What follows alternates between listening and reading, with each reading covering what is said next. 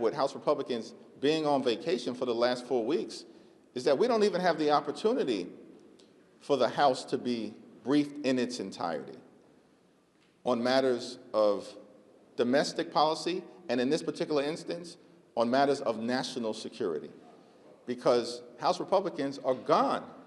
It's extraordinary. They've been on vacation for 4 weeks. They're getting paid for doing nothing, and then House Republicans are forcing hardworking federal employees to either be furloughed without pay or to work without pay, while they've refused week after week after week to show up. Mike Johnson needs to bring Republicans back now. Enough.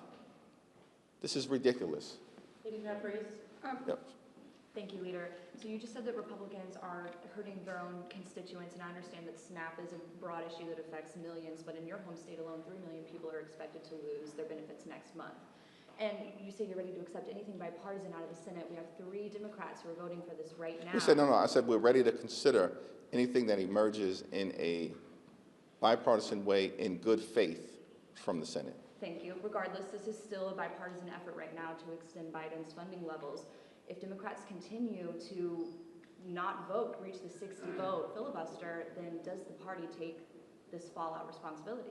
No, and I disagree with the premise that we're extending Biden funding levels. That's a Republican talking point. This is not that complicated to understand. That in December of 2024, a bipartisan spending bill was enacted, overwhelmingly passed in the House and the Senate, signed into law by President Joe Biden. That was in December of 2024. Donald Trump supported that agreement after detonating the original bipartisan agreement.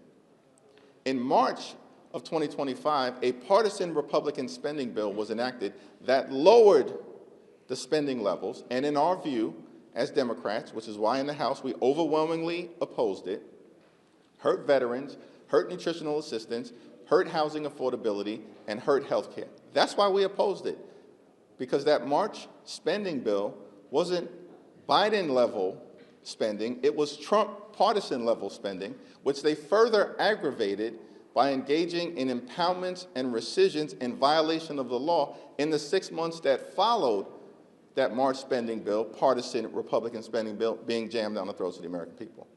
So, first of all, we've made clear we will not support a partisan Republican spending bill that continues to gut the health care of the American people. We've been saying that for 6 weeks. We have not moved off of our position. We're going to continue to defend the health care of working class Americans, middle class Americans, and everyday Americans. Mr. Jeffries. Thanks. Do you have anything positive to say about Mamdani, and do you recognize that your refusal to do so is splitting the Democratic Party? I traveled throughout the country, and the Democratic Party is as unified as I've seen us throughout the entirety of this year, and you're about to experience that in real time. This won't be hypothetical. You're about to see it in real time in Virginia, in New Jersey, and in California as it relates to Prop 50. As I've said, I will have more to say about the mayor's race when I have more to say about the mayor's race in advance of early voting when I'm back home tomorrow.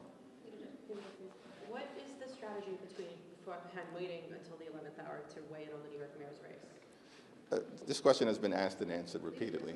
Thanks. Thanks.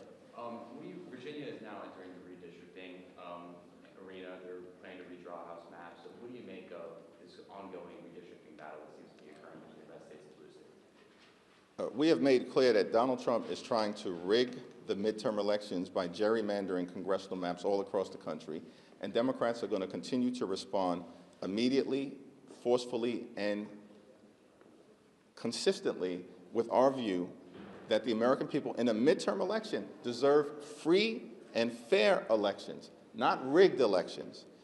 And that's what Donald Trump is trying to do. The question that has to be asked is if all of the bravado that we see from Donald Trump, from Mike Johnson, from House and Senate Republicans, if all of the bravado is true, why are they engaging in unprecedented efforts to gerrymander congressional maps as part of some toxic scheme to rig the midterm elections? Here's the answer. because Mike Johnson knows the House is gone as it relates to Republicans. Gone. Because they have failed to deliver for the American people. They haven't made life better for everyday Americans. They've made life better for their billionaire donors. That's what the one big ugly bill was about. Inflation through the roof. Costs out of control. Trump tariffs costing the American people thousands of dollars more per year in expense. And now they're about to jack up premiums, copays, and deductibles on top of what they've already done to health care, which includes the largest cut to Medicaid in American history, a possible $536 billion cut to Medicare at the end of this year, hospitals and nursing homes and community-based health centers closing because of Republican policies throughout the country, vaccines no longer available in the manner that they should, kids having to be held out from school in places like South Carolina and beyond. This is a five-alarm fire in healthcare that Republicans have created. And that's why Republicans are gerrymandering congressional maps in places all across the country. But here's the thing. They did not expect Democrats to be able to forcefully respond. But the stakes are too high.